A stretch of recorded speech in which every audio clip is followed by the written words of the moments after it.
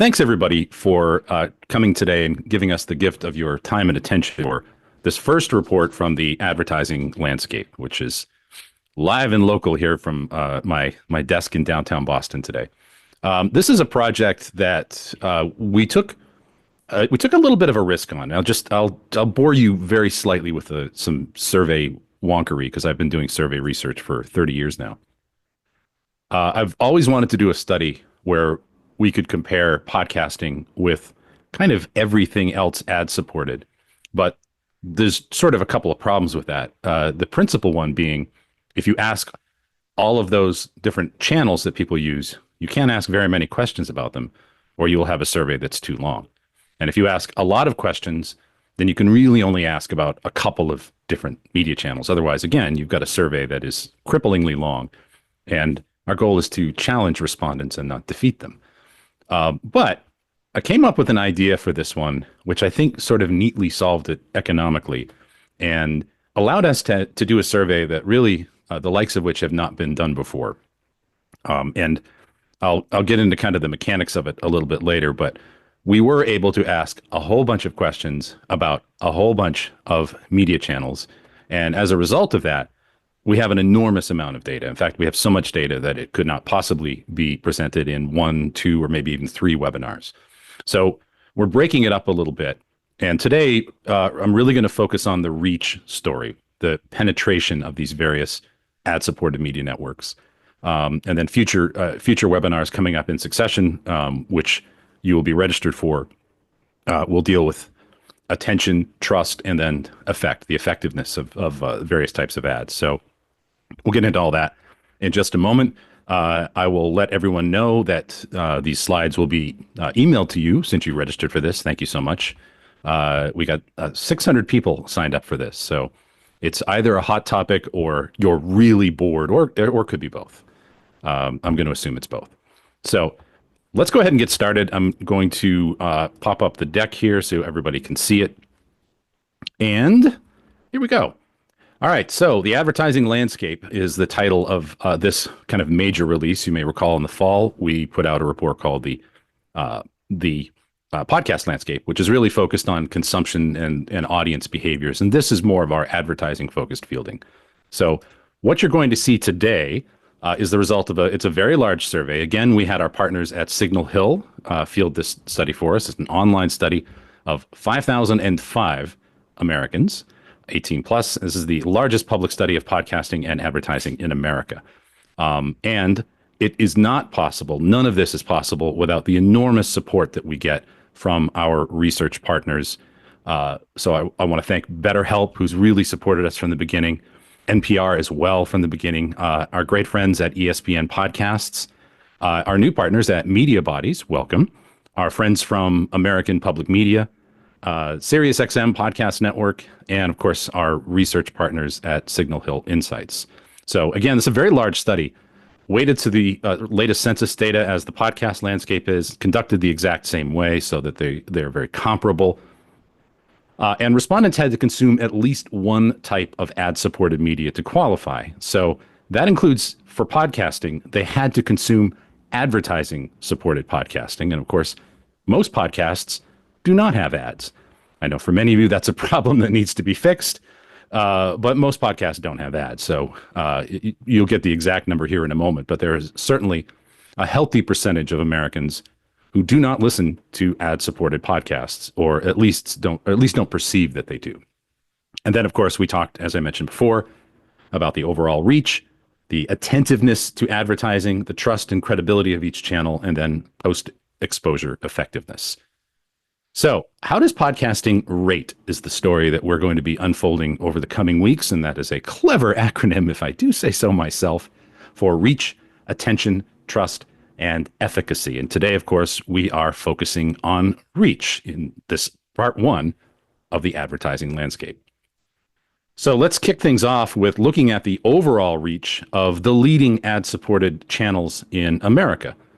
This is monthly usage, and again, ad-supported media for all of these. So for instance, YouTube, that's the percentage at 65% who consume YouTube with ads, not premium. The instructions are very clear on that. Same with Everything else here, including premium TV streaming services with ads, things like Amazon Prime. So everything here is stipulated to be ad supported. And if you go down the list here, this is the first 12, the top 12 of the 22 or so that we asked. Facebook at number one. You see premium TV streaming services, AM/FM broadcast radio for monthly usage at 66 is number three. And you'll see some social media services in there. At the bottom, you'll see TikTok, paid streaming with ads, streaming AM/FM radio. As Paul Harvey would say, page two. And there's podcasting. 31% of Americans 18 plus say that they have consumed ad-supported podcasts in the last month. And I was actually a little surprised by that number, surprised that I thought it would be a little bit higher than that. And I say that because of the monthly percentage of podcast listeners in general, which I'll show you in just a moment. But just to finish kind of walking through this screen, under podcasts, we have Snapchat, X, console or PC video games with ads. And if you remember on the previous page, we also had mobile or smartphone games with ads at 50%. So console or PC video games, Reddit, satellite radio with ads. That's just the talk channels, right? Because the music channels are advertising free. And then a few more social channels there kind of at the bottom. Now, last fall in the podcast landscape, we showed you that 53% of Americans 18 plus were monthly consumers of podcasts. And if you watched or read the recent Infinite Dial report, that number 12 plus was 55%. Our number 18 plus is 53%. I think we're pretty clear that it's about the mid 50s, right? I think that's a pretty good estimate. So if you take that 53% who have consumed any kind of podcast in the last month, and then you take 31% of that, this is the number that you get. 58% of monthly podcast consumers are ad-supported podcast consumers, which means that 42% perceive that they're not. And I say perceive that they're not because it is certainly possible that someone does not think they have heard an ad when in fact they have heard an ad and they may have heard many ads. But in terms of perception, 42% of monthly podcast consumers don't perceive that they listen to ad-supported podcasts, which is a pretty remarkable number. And I'll have a little bit more to say to that when I wrap things up here at the end. Now, the demographic profile of ad-supported podcast consumers, it is slightly younger than the podcast consumer in general. You can see here, 39% are 18 to 34, 38% are 35 to 54. So certainly much younger than the population, but also younger than the overall audience for ad-supported podcasts, or for all podcasts, I should say. So slightly younger. And also slightly more female than the podcast consumer which is 60-40 at the last time that we looked. Again, a bit more male than the population, as you can see. But the overall demographics for the consumers of ad-supported podcasts are pretty young, slightly male-leaning, not as much as the podcast consumer in general. And that is the ad-supported podcast universe. Now, we asked a second question. We asked the people who were monthly consumers or users of all of these ad-supported media channels, which ones they use daily or near daily.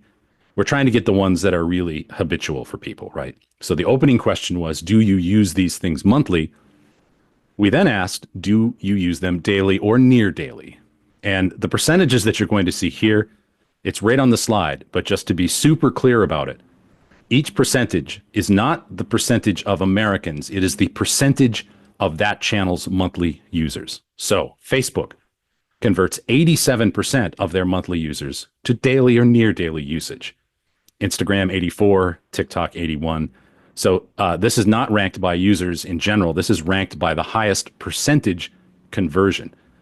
You'll see here some things drop, some things don't. AM/FM broadcast radio, which was third in monthly usage, drops to 11th on this list, right? So there's some movement in terms of what things get converted for daily usage. This is page one, and here's page two. 61% of podcast consumers, or ad-supported podcast consumers, also convert to daily or near daily usage. Now, the average conversion here, when averaged all 22 of these together, was 70%.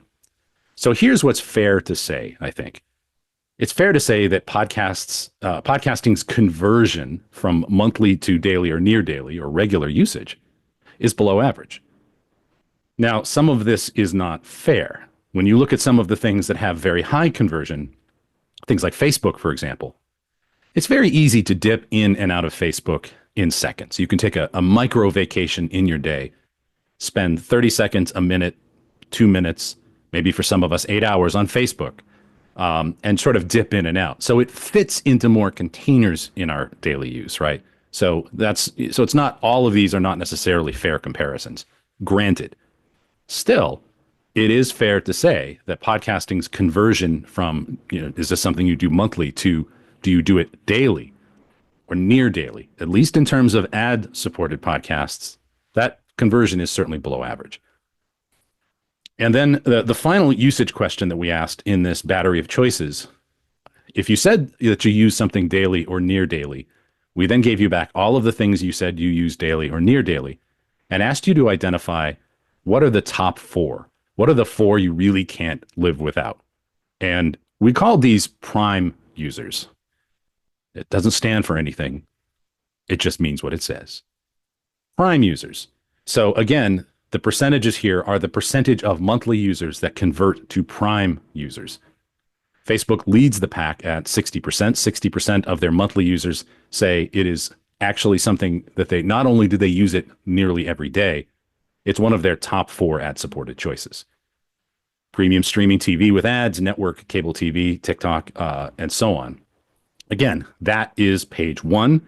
And of course, all of these graphs will be sent to you. They'll also be published online shortly, I believe. So you can, peruse them at your leisure, as they would say. And there's podcasts with ads at 23%. So 23% of monthly ad-supported podcast users say that they consume podcasts nearly every day, and it's one of their top four media choices. And you can see the other selections there as well. Podcasting is at 23% conversion. The average here is 32 in terms of monthly to prime. Now, I'll say a couple of things here again. Number one, it is fair to say that podcasting is below average in this giant list of ad-supported media choices. It is not necessarily, again, a fair comparison with things that are that can squeeze into the day in different ways, again, like some social media platforms. But it is below average, right? That I think is certainly fair to say. So another thing I think that we can fairly say about this is that many people listen to shows that are put out weekly, right? And they may have a weekly cadence. So, for instance, if you are a regular consumer of news or sports, you're much more likely to be a consumer of a daily podcast that satisfies that particular need. So in some cases, the sort of expected cadence of podcasting may make it less of a sort of inevitable daily choice than some of these other options, right? But still, that said, I will repeat myself again, it is below average. One interesting thing demographically from these prime users, this is the age breakout of prime users of ad-supported audio. And at the top there, I took the top four sources of ad-supported audio: free streamed music with ads, paid streamed music with ads, AM/FM streaming, and AM/FM broadcast, right? And the thing to notice right away here is the 18 to 34 numbers for podcasting compared to AM/FM streaming and AM/FM broadcast. And to me, that tells a very strong story, I think, since the top two choices are music, the bottom two choices, certainly mostly music, but also a source of spoken word audio. And what I take from this graph is that podcasting increasingly is the on-ramp to spoken word audio for younger people, right? And certainly, I think AM/FM broadcast has seeded a lot of the younger demographics, both in music and in talk. And certainly podcasting has picked them up. But that also means that podcasting is sort of the on-ramp to spoken word audio, maybe the first way that people in the younger demographics discover spoken word audio. Let's call it talk audio. And in many cases, it may be the only way. So I think that makes podcasting extraordinarily important, not just as a sort of audio and video medium to all of us and as an ad-supported medium, but also really to carry the torch for spoken word audio. So That's something I think I'll certainly be talking about in future articles about the importance of that. We've certainly written plenty in the newsletter about the importance of video for podcasting, but uh, let's not forget our old pal audio, and it's increasing, I think, the reliance on podcasting to kind of trumpet the value of spoken word audio. So if you are a prime user of ad supported podcasts, what else are you a prime consumer of? And again, this is with the podcast primes, those listeners to ad supported podcasts nearly every day who say it's one of their top four media choices. Look at the top, really top five here, right? Video, video, video, video, video. So if you are a podcast prime, podcasting may in fact be one of your only or certainly most important sources of audio, period, given how many other video channels really are at the top of this list here. So podcast primes, also prime consumers. More than half of them are prime consumers of premium TV streaming services, YouTube with ads, about half Instagram, nearly half TikTok, right? And you don't get sort of the other audio only choices, especially for the potential of talk radio, until you get kind of at the bottom of this list. I think that's something again kind of important to consider when we think about not just the importance of video to podcasting, but again preserving the importance of and talking about the value of audio. In our fall study in the podcast consumer, we asked people what genres of podcast have you consumed in the last 30 days. You'll find that in the podcast landscape. Comedy, news, sports, political talk, true crime, rounding out the top five here. This is what podcast primes, this is monthly ad-supported podcast consumers in general. This again is monthly ad-supported podcast consumers, 18 plus. And I've put the percentage point difference to the right of all of these. So you see them, really all of them are higher, certainly news and sports, which I mentioned, which again, have that daily cadence for a lot of people. But also health and fitness, TV and film was really high. Technology was really high. All of these are higher than the average podcast consumer. And then on page 2 here, the only ones that are the same or even dip are pop culture and celebrity interview, which are fairly related, I would say. But video gaming much higher, business, education, all of these things much higher. So if you are a prime user, certainly these numbers go even higher than that. But if you are a monthly consumer of ad-supported podcasting, certainly the genres that are likely to have a daily cadence are higher, but really all of these are higher than the average when you look at the entire universe of podcast consumption, ad-supported or not. Now, I'm going to close with a couple of spicy meatballs here, and then I'm going to get to some summary findings and then some thoughts that are, been on my mind lately. So I hope you'll indulge me. We asked about a few big shows in this, and I'm just going to show you one of them here today because the video question, again, is really top of mind for people. And I wrote this week's Sounds Profitable newsletter article, which comes out tomorrow this week, entirely about this graph. So I'll certainly expand upon it. But we asked people who are consumers of New Heights with the Kelseys, which, we picked this one because it's a very big show and it has both an audio and a video presence. We asked people, do they watch it exclusively, listen exclusively? Do they listen mostly or watch mostly, or is it kind of equal? And the story of this graph is equal. The story of this graph really is that about equal numbers here say that they listen compared to those who say that they watch. Same show, same consumers are telling us that they split their time. And I think that's a really crucial point, especially when we think about ad-supported podcasts, because what that means is podcasting is actually a very versatile medium, right? It's a very versatile medium for advertisers because the same ad unit can travel across video and audio depending on the audience's context, the audience's mood, whatever the containers are for watching or listening to a podcast, right? So it makes it a very versatile ad-supported medium. And as a result of that, I think people pay more attention. Now, we're going to have an entire report next on attention, which will make sure that you are registered for so that you get those graphs right away. But I do want to sort of tease a little bit of it here. When we ask consumers of all of the ad supported media channels that we looked at today, if they recall an ad, podcasting is at the very top. So that I think is pretty impressive. Now, I think if you were a cynic, you could read this as podcast ads are the most intrusive and annoying, and that's not what this says at all. This is, have you seen or heard an advertisement? And if you are a consumer of ad-supported podcasts, you are highly likely to say that you have indeed registered. You've clocked an ad, right? It is registered. You've either seen it or heard it. You've certainly heard it, I should say, and that's higher than anything else here. Even things like Facebook, which bombards you with ads, and I think getting worse in terms of the quantity, right? So podcasting is a very high attention media. Now, I want to wrap things up a little bit here with just sort of some real basic summary findings. First of all, more than 3 in 10 Americans, 18 plus, are monthly consumers of ad-supported podcasts. And what's kind of interesting about that to me, and if you recall, that means 58% of monthly podcast consumers say that they are consumers of ad-supported podcasts, is that there is sort of a premium versus ad-supported experience for podcasting, and it's not necessarily a conscious choice, right?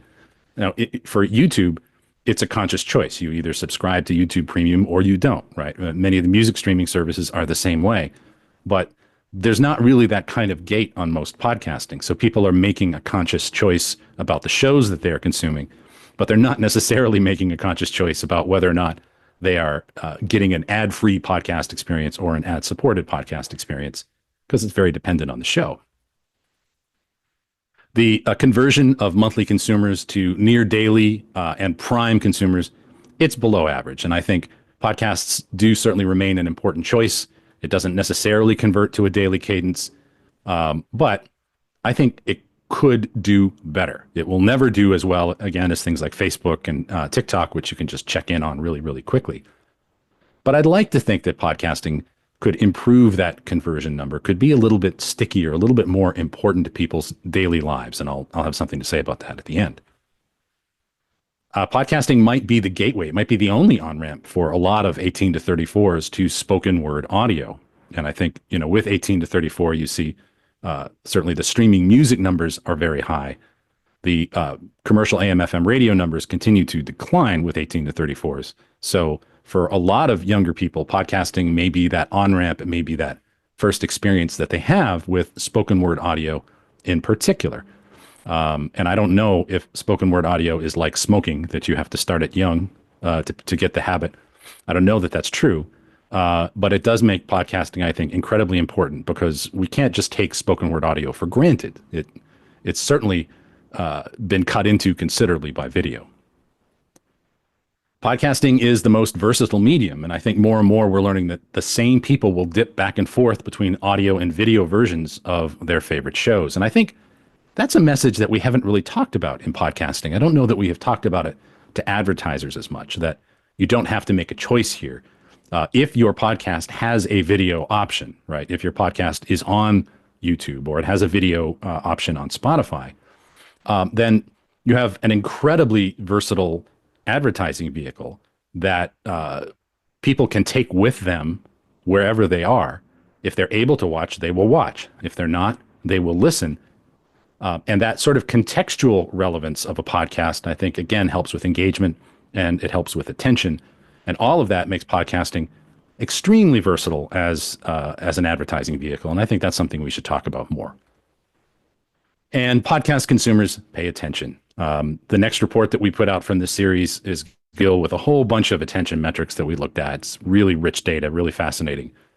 But even the tease that I showed you, podcasting is not going to be number one in everything, believe me. But the fact that it was number one with, did you recall seeing or hearing an ad, I think is relevant. And I think it means that podcast ads really do cut through, and that the ad-supported podcast audience, they're paying attention to messages from brands.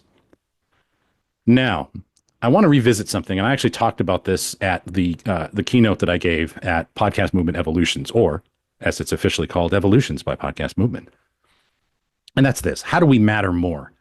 And I ask this because of that conversion figure, especially the conversion from monthly consumer of ad-supported podcasts to daily and near daily or even prime users? How do we matter more? How do we get people to check into podcasting more frequently so that podcasting is a more important day? And there's three things that I want to throw out here. And again, if you were at my keynote, I talked about these really briefly, but I want to expand upon them here a little bit. The first is, I think if you're a podcaster, I think you need to build a theater and not just a stage. And here's what I mean by that. The stage is your show, right? The stage is your performance. It is the thing that you have practiced. It is the thing that you have rehearsed. Even if it is completely unscripted, it is the thing that is that is meant to be a one-to-many, non-interactive experience. It is your performance. But I think you need to have all of the aspects of a theater. And a theater has three main components. Number one is that stage. That, again, is your performance. Number two, there's a backstage. And the backstage is where people maybe get to meet and interact with the actors, meet the musicians, meet and greet the stars. And that is, I think, relevant to podcasting. Increasingly, I think that's having some kind of a live component. And that doesn't necessarily mean these all have to be on different channels, right? There are certain channels that can accomplish all of these things. But I do think that if your show is your performance, if the show is your stage, that having some kind of live interactive component where people can interact with the hosts from time to time, I think that's super important. And the third aspect of a theater is the lobby. The lobby is where the audience interacts with each other. They see how many of them there are. There's some social proof to that. Maybe they can buy merch, right? So I think the audience also needs a place to congregate. That to me is one of the principal strengths of YouTube, and that's the comments section. The comments section sort of fills the role of both the backstage and the lobby, especially if the hosts of the show on YouTube are, in fact, interacting with people in the chat. So I think we need to focus on all three of those things to make podcasting matter more. I don't think you can just put out a show. I think you need a show. I think you need a live backstage element. And I think you need a lobby where people can talk to each other about the show, about the topics and things like that. And I think that's one big step to making podcasting matter more, to having it be much stickier in people's lives. The second thing is to curate a boutique. And, here's what I mean by that. We have certainly some podcast apps, right? And each of those podcast apps, they're like a mall. They have every store, right? They're like the Mall of America or whatever the current winner of largest mall is. They have all the stores. You're expected, if someone is looking for your show, they expect to be able to find it in one of these giant malls. But I also think increasingly that there is a need to have outposts for podcasting that have a point of view, that have a very defined and refined assortment of shows that have a point of view. And I think, I've talked in the past before about, are there ways that you can form ad hoc networks with like-minded shows, like-minded podcasts, so that your feed has something new in it every day? And if that feed has something new in it every day, it is much more likely to make podcasting a daily habit and make it stickier for people. So I think creating a boutique and because network just sounds too onerous, right? It's too big of a word. It doesn't even have to be that big of an effort. Can you create a feed that has something in it that has a point of view to a very particular type of listener or a very particular type of viewer, so that you can give that viewer or listener a new experience every single day in that feed? There's a store here that we have a few of them in Boston. I know there's some in some other major cities in the U.S. called Top Drawer, and they sell kind of an odd assortment of objects, some of which are on the screen here, writing material, and they sell instant cameras and bento boxes and a whole bunch of other things. And, these are things that they wouldn't necessarily go together in a department store, but this is a show with a store with a very distinct point of view. And that distinct point of view is going after a very distinct kind of human, psychographically a distinct kind of human. I happen to love this store, so I'm clearly one of those types of humans. But it's not a store where you're going to find everything. You're going to find a select group of things with a distinct point of view. And I think we need to start building outposts like that for podcasting. Because again, if we can teach people that there's something new and interesting just for them on this exact weirdo topic that they love every day, then I think we stand a much better opportunity of creating podcasting, making it a daily habit. And then the last thing I'll say about this is I think we need to sing the same song more. And when cable TV launched in this country, they ran a lot of ads talking about cable TV. They ran a lot of ads telling you why cable TV was superior, why you had to subscribe, sign up, get the cable installed. They really talked about the value of podcasting. And I've certainly written about this in the past. I'm going to give you some ideas here because I think every time that we open the mic on a new episode, I think we should find an opportunity in that episode, in every episode, to say something about what makes podcasting in particular special. And I worry about that. I worry as more and more creators are turning to video that all of the definitions and things.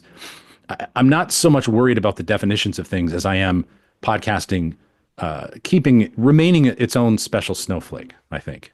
And yes, part of that is my own particular bias for spoken word audio, but it is true of video as well. Because here's the thing with a podcasting, certainly especially audio podcasting, can do things that no other medium can. And so I'm going to give you some talking points here, I think, and this will be part of the deck, so you'll get this as well, so you don't have to memorize these or write them down. But I think we can talk about how this is the only content you can fully absorb while you're doing something else. You don't have to choose between productivity or enrichment. That's certainly true of audio podcasting. It's found time, not spent time.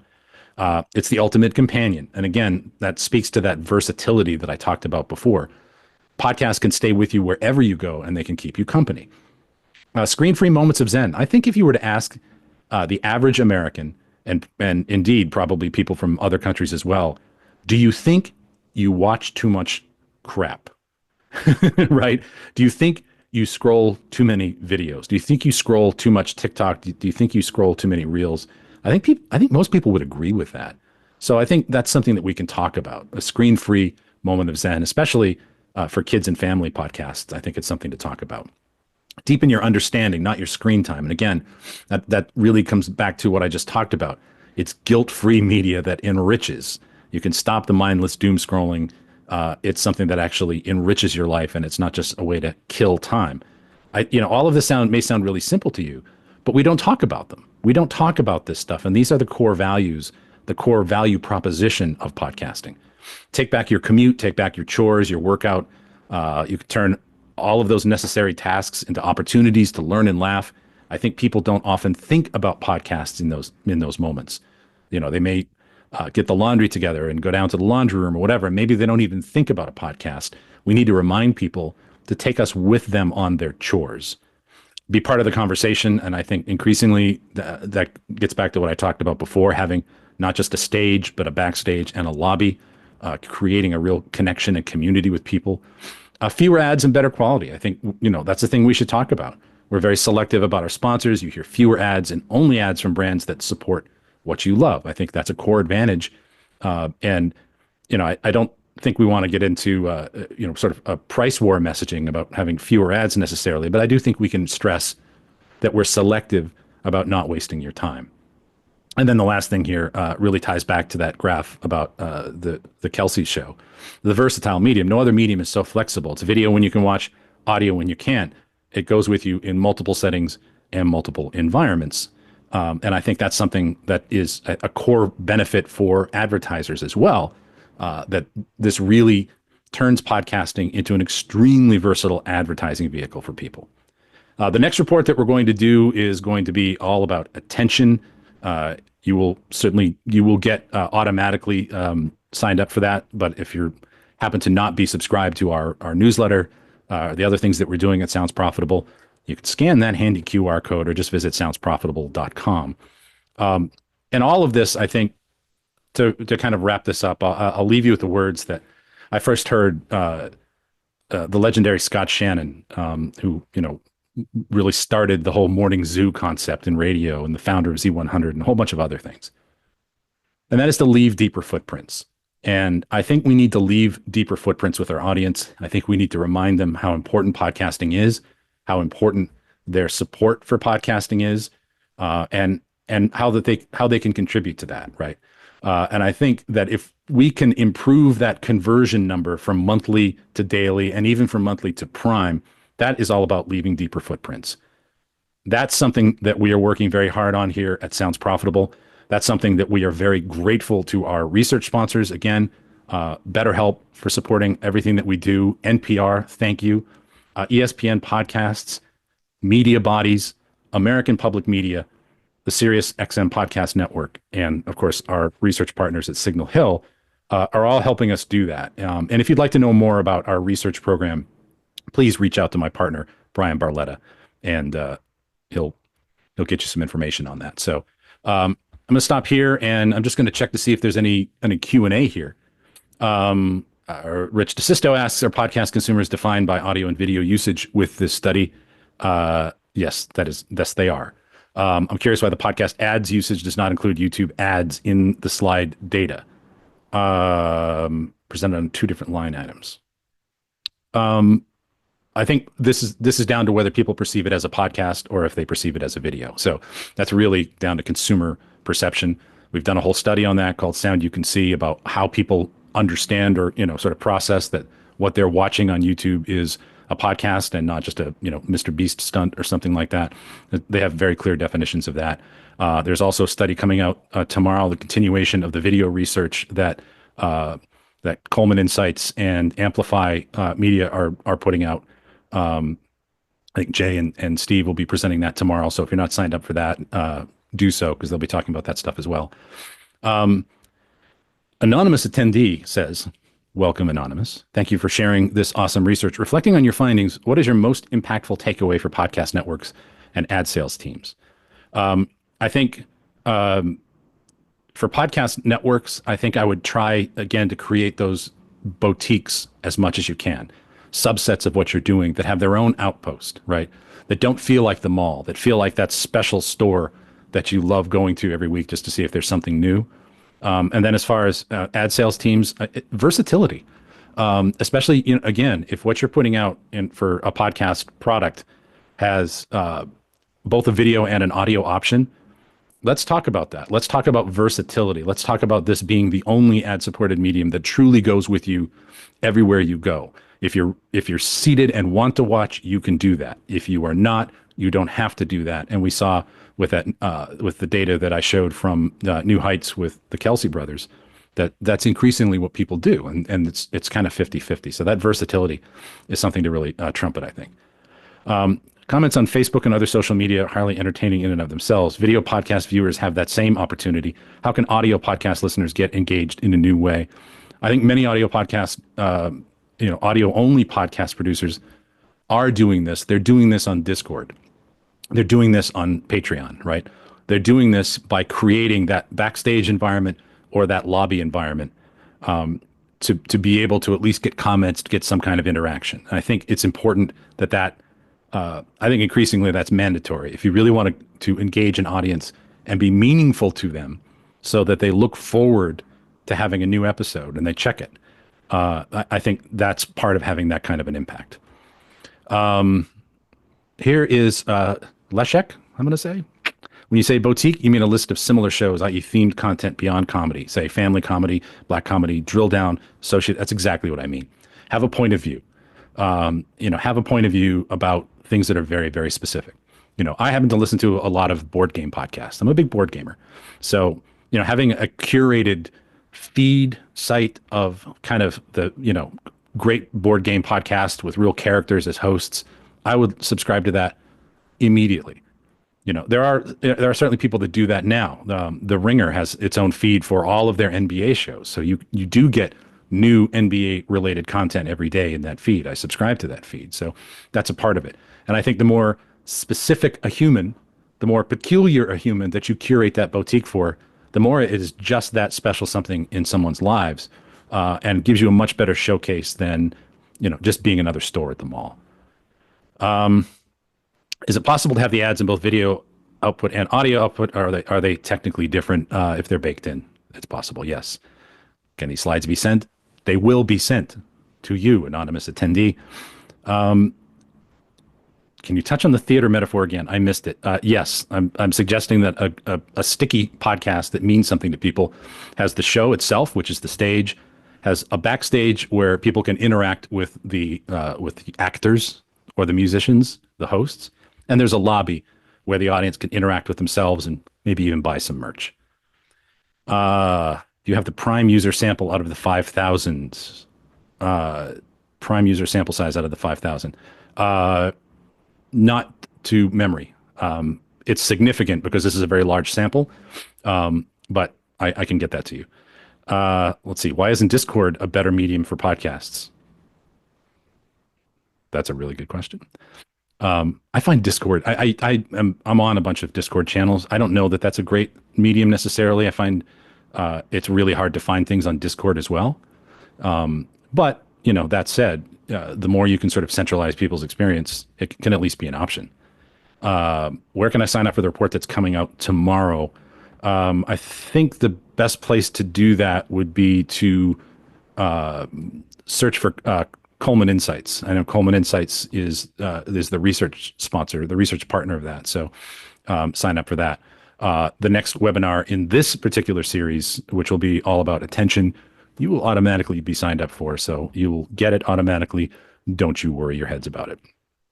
And I think that's it for the Q&A. So thank you very much for everyone for coming and again giving us the gift of your time and attention. There's going to be so much more data coming out of this. It's a giant project, and so really wanted to kind of just focus in on the reach story today, which in many ways is the most kind of mixed news that this report generates. I think when we're talking about that conversion, which I do think we can improve, and I think we can improve it by leaving deeper footprints and by mattering more. But nothing matters more to me than you. So thank you very much for showing up for this. And again, for the gift of your time here. And I now return you to your day with an extra 15 minutes to spare. Cheers, everyone. Thanks.